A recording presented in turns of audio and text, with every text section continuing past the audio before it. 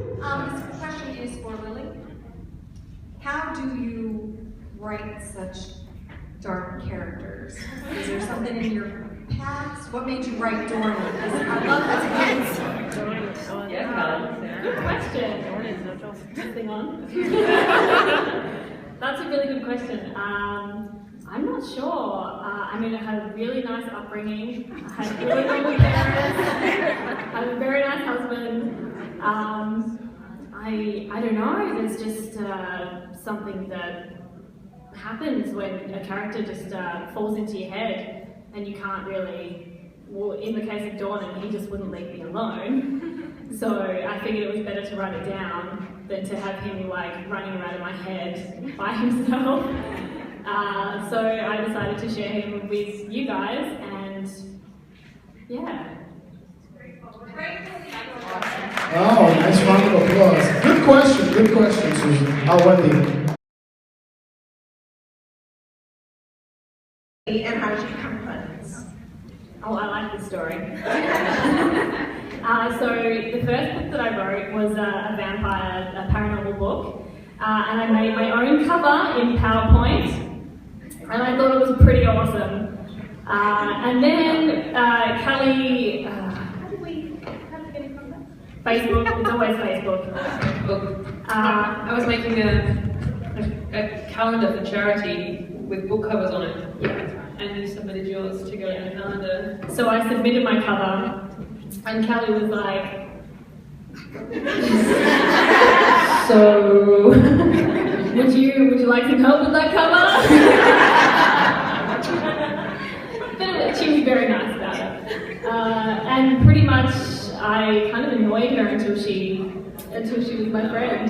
And I'm still annoying her. No, I think I'm the annoying one now. Yeah, well, we're pretty annoying.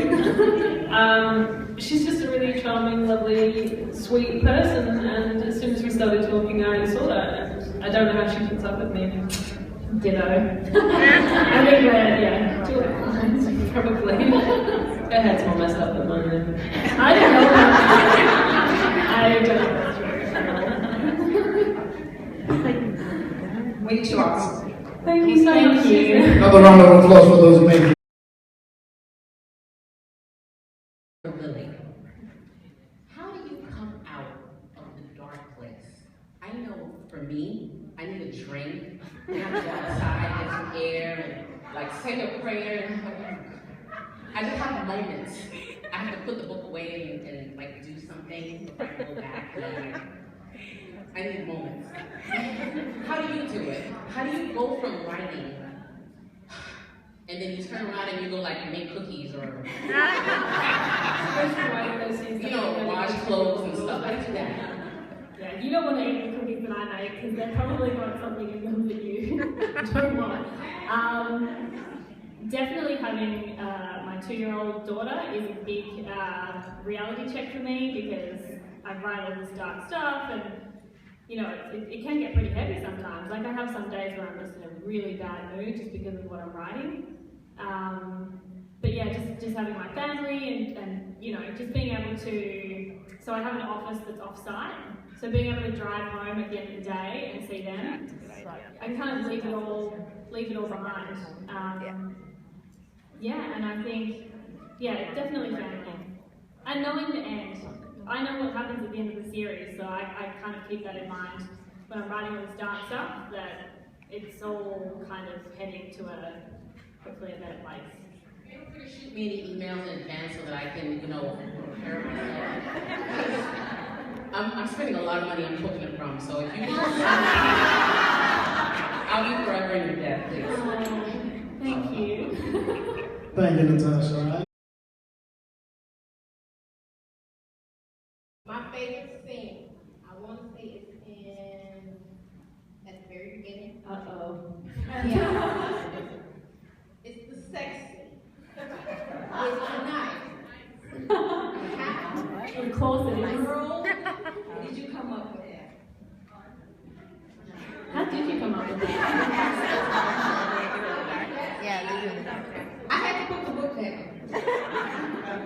I think that a lot of people put the book down at that point, and some of them didn't pick it back up.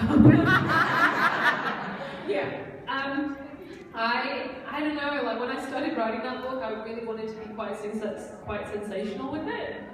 And that was the craziest thing I could think of. As I was writing it, I was like, I'm totally taking this out later. Like, I just did it for fun, thinking, you know, whatever. It was the first sex scene that I'd written, actually, for the whole series. It was in Deviant. And it's kind of the most deviant thing that I could think of that he was going to do. And yeah, looking back at it now, I'm kind of like, maybe I should have taken that out. But so many people have said that was amazing. But I have had people say that was my limit, and I couldn't continue. And I'll tell you a quick story. We were recently, you probably saw on Facebook, because we've been pimping this picture out like crazy, of Jensen Ackles and Joe Padalecki. We saw them last weekend, and we gave them copies of our books to pose with for a photograph, and we actually let them keep the books. And I was like, holy mother of God. If Jensen Ackles flicks through that book and finds that scene, what is he going to think of me? He's going to think you're not allowed to go back. I think he'll ever get arrested from their events for the rest of the time. Huh? Oh, well, he's welcome. Anytime. He can have my number, my address, my email, My children. my first contract. Fine by me. Yeah, so, thank you for liking it. Absolutely. All right.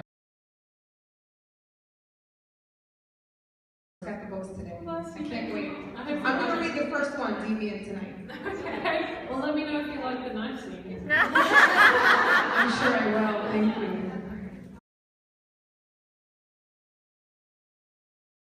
Yeah, we were walking around New York today, and we were like, we have to write a book together about New York. We have to, we just have to. So I think it's definitely, It's a definite yes. yes. All right.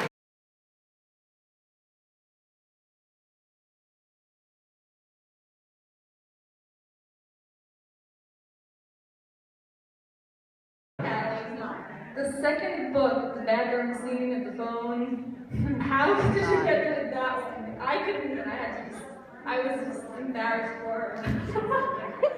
Because it's just something that would happen to me. You can guarantee. Where she got busted in the bathroom, yeah. I was like, what's the most embarrassing situation that she could possibly be in right now? And it was an opportunity for Zeth to just be evil and laugh and hang up. So, I just, yeah. Getting for her. And I'm curious to know who you guys think actually busted her, because I hinted at it, but I don't know whether you guys made a decision. That depends, like, is it a ladies' room or is it communal bathroom? It was the ladies' room. Okay, because there's some communal bathrooms all around New York, you never know. Can you give us a hint? No. Why?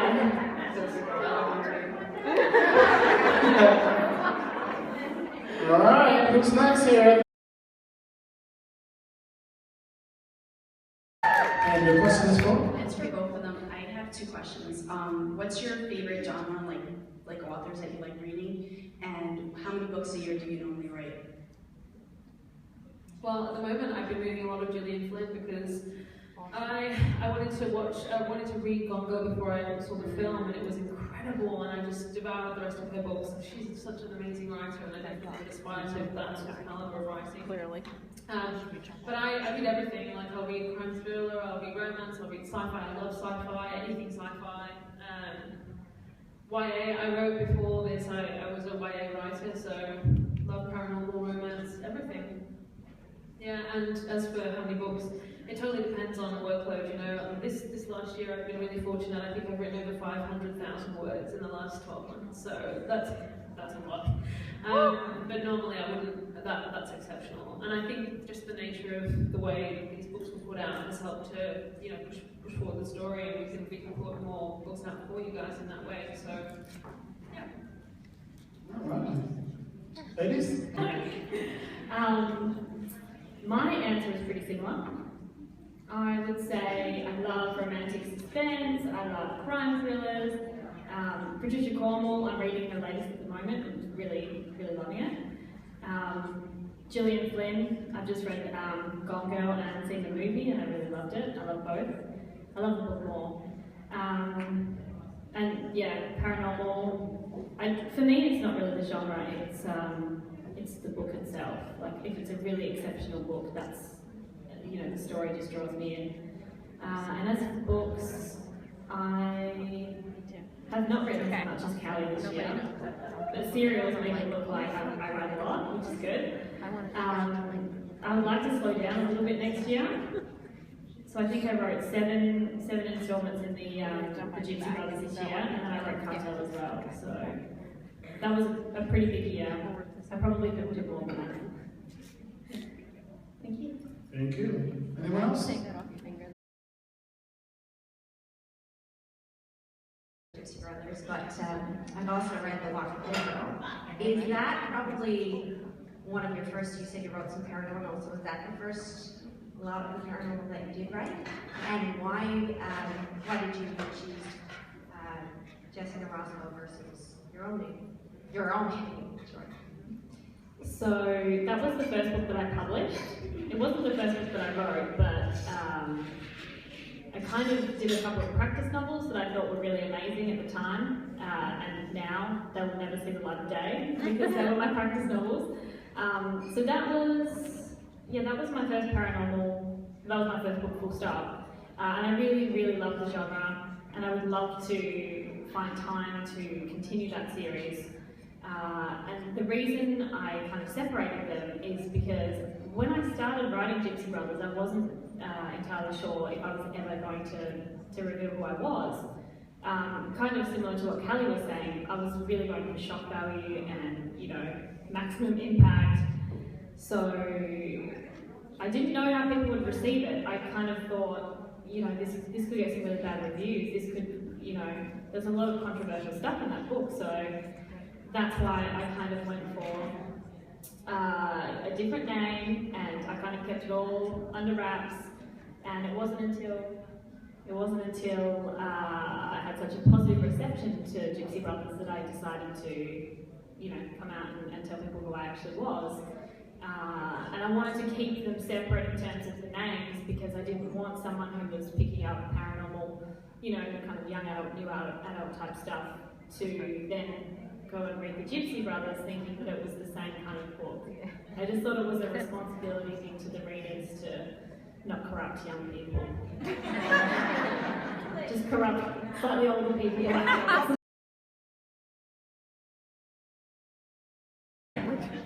My in-laws have read my books. My mother-in-law and my father-in-law. They pre-order them and they read them as soon as they are available. And then we have like a family dinner and they're like, so, read that one. And that's as far as it's allowed to go. When they want to speak about the details, I just, you know, thanks for buying the book, thanks for reading the book. But yeah, we don't talk about what goes on in the books at all. And my husband hasn't read the books, no, and he's pinky sworn that he never will. So, and that's I can take that to the bank with my husband. So I actually remember when you had a password on your document in case your husband found it. Yeah, I was very, and the password was not for Nick. So if you're watching Nick, you can unlock that now. He knows better. My nana, my grandmother, my 87-year-old nana, loves them. She is a naughty nana.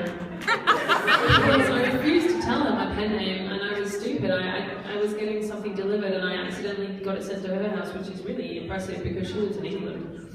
And I live in Australia, but she obviously came and she opened it up and it was swag stuff, and she was like, Callie Hart. And she's got her own Kindle and she knows what to do with it, so she was on there, like, she was straight in. And then I phoned her and she was like, so, Zeph Mayfair, huh?